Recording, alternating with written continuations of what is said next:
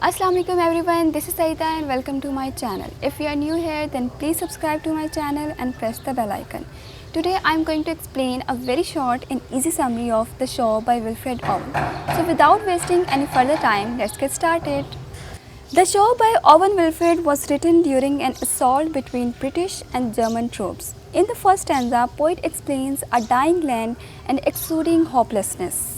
The word dearth means famine, and it draws a poignant picture of deadly circumstances. Not only land but also the soldiers and everyone else were exploited during the battle.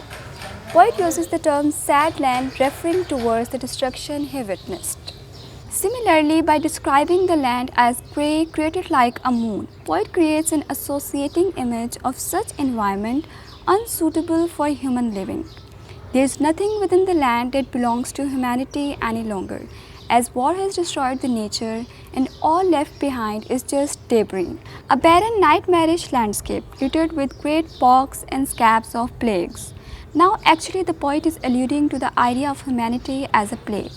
Owen is viewing the war as a haggard plague, destroying everything that it touches. In the next lines, the writer says that the environment has become inhospitable to the human life, and human life is scarcely reminiscent of being human. His fellow soldiers, which the poet is viewing from the top, have been reduced to nothing more to thin caterpillars unable to fight their way to freedom, and thus dehumanizing them. They have ceased to become anything more than animals. The war is much like it has destroyed the land and destroyed them as well. The fact that soldiers are described as thin caterpillars, abundant spawns and worms is indicative of the poem's conceit that the method of battle is indeed inhuman. The soldiers crawl and thrash on this hellish landscape and are so broken and beaten by it that they leave slimy trails. These trails give a horrifying image of soldiers dragging themselves forward on their hands, trailing blood behind them. Weakened and monstrous, these soldiers are very far from their homeland, and this was the ultimate goal of Owen's poetry, to show the readers of his poems that war was hell. After this, there is a political reference Owen has given, and smell came up from those wall openings as out of mouths or deep wounds deepening.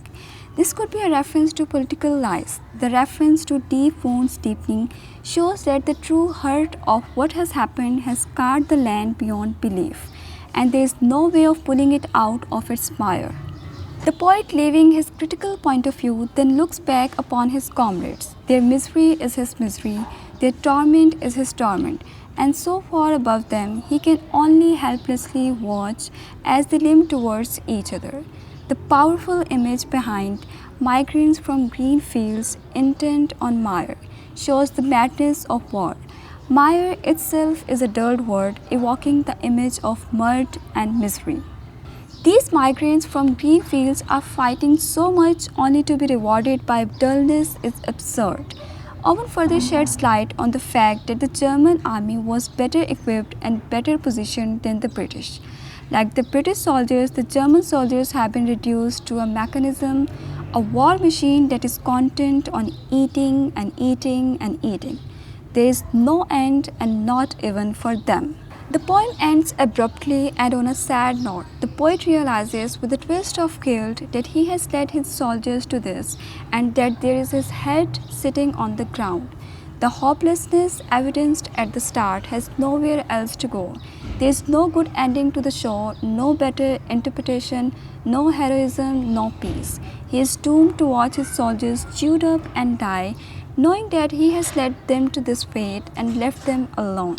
In a nutshell, the poet presents readers with soldiers who have lost their limbs and been victims of poison gas, young men mourning their dead comrades, ghastly battlefield dreamscapes, a cacophony of sounds terrifying in their unceasing monotony, and nature's wrath. He shows how the war affects the young men who fight both physically and psychologically. There is little to no glory and heroism, just prolonged prosecution of a war which has become particularly senseless to those who are fighting it. So this was our today's video. Thank you so much for watching. If you find this lecture easy and helpful, then please don't forget to subscribe my channel. See you in my next video. Bye bye. Take care.